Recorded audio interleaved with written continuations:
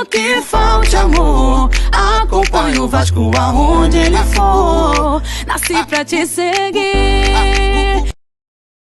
Salve, família vascaína! Sejam bem-vindos aí a mais um vídeo no canal. Eu sou o Thiago, você está no canal Vasco em Família. Se não for inscrito aqui, já dá aquela moral, se inscreve no nosso canal, deixa o like pra gente estar chegando a mais vascaínos.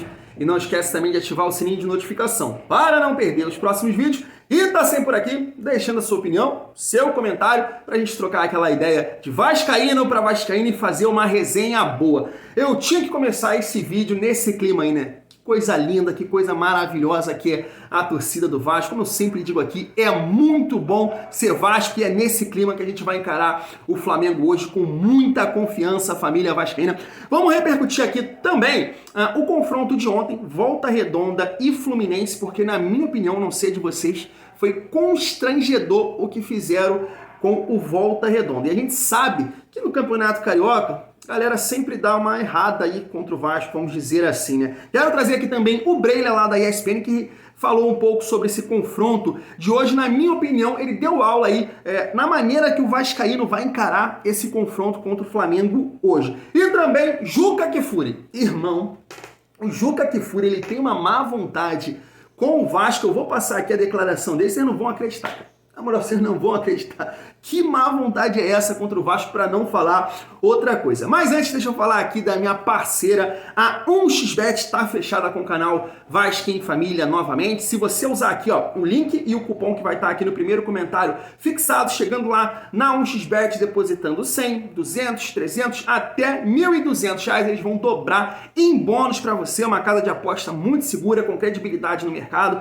inclusive patrocina o Barcelona. Mas Thiago, já faço minha fezinha em outra casa de aposta, né? Gosto mais de outra. Pô, chegou a hora de conhecer a 1xBet, dá uma moral aqui pro Thiagão. E se você não conhece, é o momento também. Usa o link, usa o cupom, depositou, eles vão dobrar em bônus para você, aumentando a sua chance aí, se você gosta de tomar um gelinho, é o gelinho aí do final de semana. Vamos seguir o nosso vídeo aqui e falar um pouco desse confronto de ontem, né? Que pode ser o nosso adversário numa possível final aí, Volta Redonda e Fluminense. Volta Redonda acabou ganhando ali por 2-1 e foi constrangedor, na minha opinião, o que aconteceu ontem contra o Volta Redonda, né?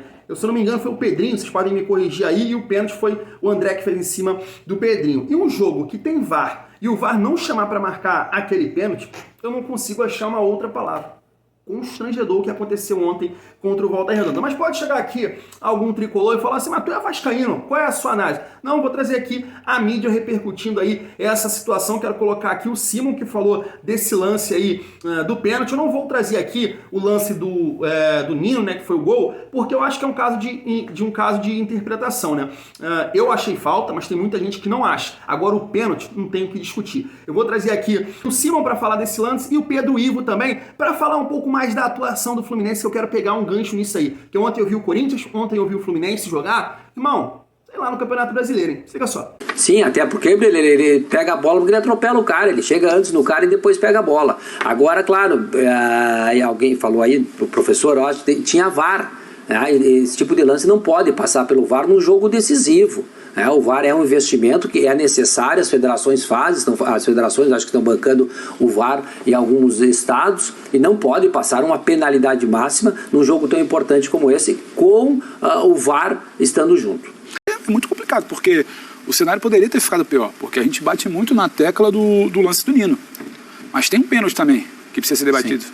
Poderia ter sido feito um 3-0 para o Volta Redonda. Aí o cenário era muito mais complicado, porque você, minimamente, para exercer a vantagem, você tem que fazer 3-0 no jogo da volta. Muda. Uma coisa é você entrar fazer 3-0, outra coisa é entrar precisando fazer 3-0 contra um time, dentre os de menor qualidade, menor investimento. É um time que faz um belo campeonato. É muito difícil você pensar em 3-0 contra o Volta Redonda tendo que fazer. Ele se defende bem. Então é tudo muito complicado. O que o Diniz não queria fazer, talvez, a gente supõe, né, de que não entrou com essa formação do André, não ficar exposto, não ampliar a desvantagem que já tinha, foi tudo por água abaixo. Vi muito pouco do Diniz. E quando o professor fala de que o Fluminense mereceu no segundo tempo pelo volume, imagino, né?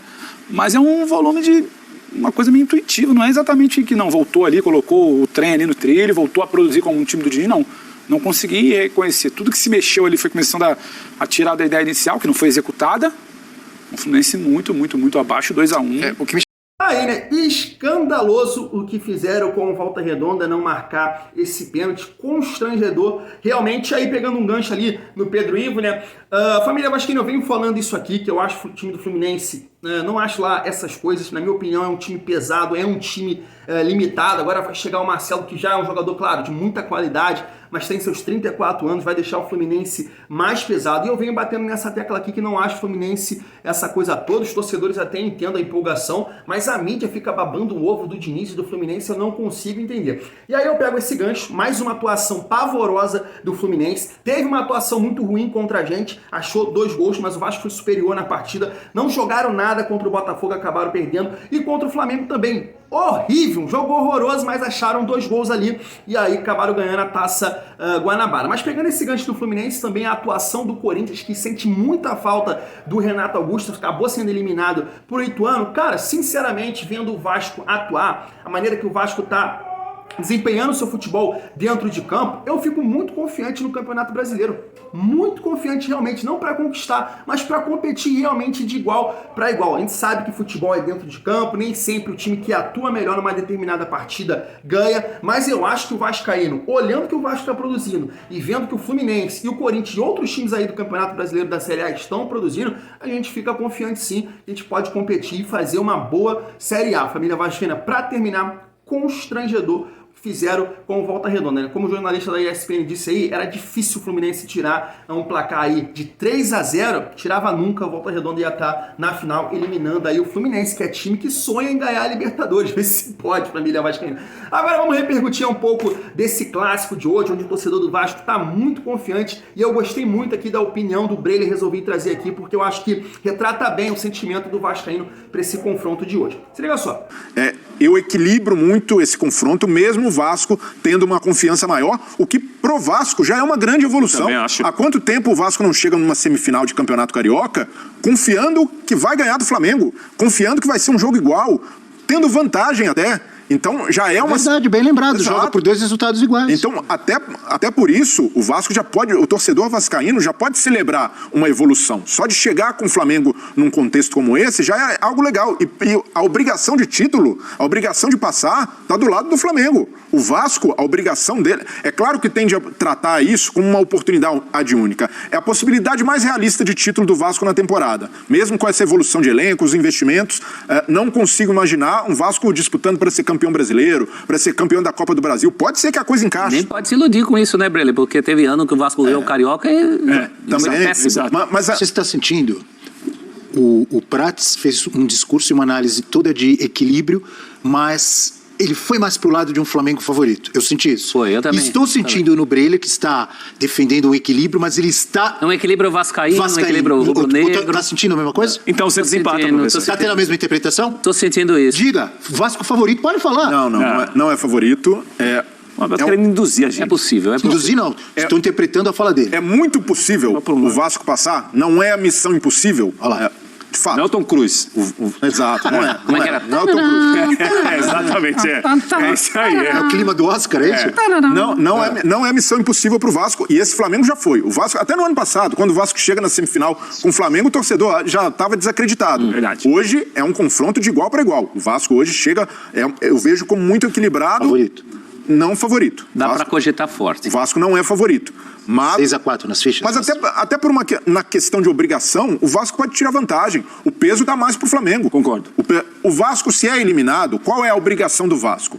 Estabilidade. O Vasco precisa continuar nesse caminho, deixar uma boa impressão, acreditar na ideia de jogo, continuar sendo competitivo. Só vai ter um peso pro Vasco, uma eliminação, se for ali com o atropelo do Flamengo. O Flamengo passando por cima e o Vasco não conseguindo ver a cor da bola. Aí o torcedor vai, opa, andou para trás esse time. Se competiu, se chegou a ganhar um clássico e agora na semifinal rateou e desempenho. Agora, se o Vasco tem um bom desempenho contra o Flamengo, consegue se impor, consegue ter essa ideia que é boa, de jogar assim com a bola, mas entendendo o contexto de cada adversário, alternando os modos de jogo durante a partida, tendo variação, vai ser uma análise positiva, porque a missão do Vasco vai muito além do Campeonato Carioca.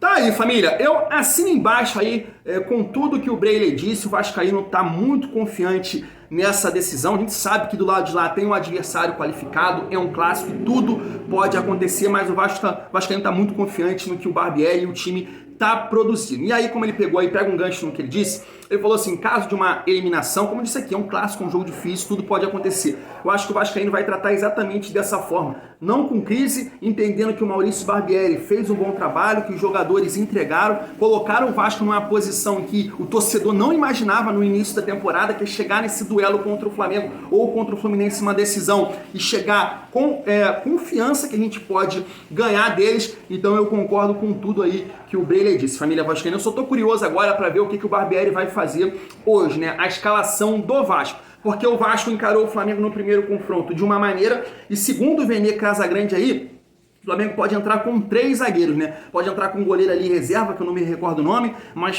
Fabrício Bruno, né? O Rodrigo Caio e o Pablo, Mateuzinho e o Ayrton Lucas na cabeça de área. Vidal e Thiago Maia, e no ataque Arrascaeta, Pedro e Gabigol, ou seja, 3 zagueiros. É uma maneira diferente de que encarou o Vasco no primeiro confronto. Então não sei se vai ter algum ajuste aí por parte do Maurício Barbieri. Tô curioso para ver, porque ele sempre tira ali uma carta da manga. Jogou de uma maneira contra Botafogo e Fluminense, e contra o Flamengo ele jogou um pouco mais atrás da linha da bola, aproveitando os contra-ataques. Vamos ver aí o que ele faz no jogo de hoje, família vascaína. Se ele repetir o time que jogou contra o Flamengo e que jogou contra o Bangu, o Vasco vai ser Léo Jardim, né? Capasso e Léo, Pumita e Piton, na cabeça de área Rodrigo, nosso pitbull tá jogando muita bola, Jair e Andrei, e aí eu acho que tem que ter um ajuste bom, Alex Teixeira, Peck e Pedro Raul. Eu tô muito confiante que o Vasco pode fazer uma grande partida, conquistar um resultado positivo e levar mais vantagem aí pro segundo jogo, encarar essa final aí do Carioca e conquistar. A família vascaína é muito confiante mesmo. Mas para finalizar o nosso vídeo, quero terminar aqui com um comentário hoje lá no programa da Wall Sport, né, do Juca Kfouri. Cara, é inacreditável, irmão. Se liga só. Âncora, se você me perguntar os jogos desta noite, eu acho o Flamengo mais favorito contra o Vasco do que o São Paulo. Que é isso? Como assim? Apesar do tamanho do clássico, apesar da última derrota do Flamengo, apesar de tudo, acho que a diferença entre Flamengo e Vasco, time por time, é maior do que a diferença que existe hoje no futebol do São Paulo e do Água Santa. O Água Santa vem de 4 vitórias consecutivas na ascendente, ganhou do São Bernardo em São Bernardo, é franco atirador e vai jogar tão visitante como o São Paulo, com a diferença que a torcida presente será tricolor. Mas você não vai me dizer que o São Paulo vai se sentir em casa no estádio do Palmeiras, porque não vai. Não vai. Então, eu acho isso mesmo. Tá aí, né, família? É um pouco de má vontade e também desconhecimento total do que o Vasco vem produzindo para ele falar uma coisa dessa, né, cara? Que o Flamengo, o confronto Flamengo e Vasco, ele vê mais vantagem do Flamengo do que São Paulo e Água Santa. Ele falou aí que o Água Santa vem de 4 vitórias seguidas. O Vasco vem de 5 vitórias seguidas, 2 em clássico, ganhou do Botafogo e ganhou também do Flamengo. Então é uma má vontade muito grande. Eu acho que esse comentário eu trago aqui para dar mais motivação, né, para a gente mandar energia positiva lá para o Maracanã, para os jogadores do Vasco, para motivar realmente o Vasco a ganhar, a conquistar esse campeonato carioca, porque eu não sei, sinceramente, o que se deve fazer. O time jogando da maneira que está jogando, produzindo da maneira que está produzindo, ainda escuta uma besteira dessa, é complicado. Então a gente tem que resolver dentro de campo, conquistar essa vaga aí para a final, para ficarem quietinho, família vascaína. Eu vou ficando por aqui, tamo junto, e é muito bom ser Vasco.